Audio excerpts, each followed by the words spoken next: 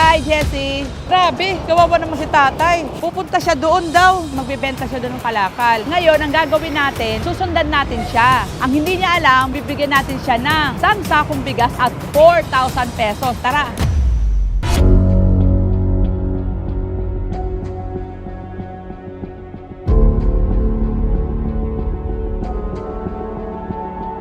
Magkano pong kinita ni Tatay Jessie? Ay, 600, kuya! Wow! Yay! Ang laki pala! Kuya, tulungan natin si Tatay Jessie. O halika, inom ka muna ng tubig tayo. Pero ganito yung tay. Dahil nga, masipag ka, kahit ganyan yung kalagayan ninyo, meron akong ibibigay na isang sakong bigas. Alam niyo ba tay kung gaano kamahal ang bigas ngayon, di ba? Kaso ang bigat. Kuya, makisuyo naman oh. Ayan. Salamat po, kuya. May ibibigay pa ako sa iyong regalo. Kaya akin na yung kamay mo. 1, 2, 3, 4,000! Yay! Ingat po kayo lagi.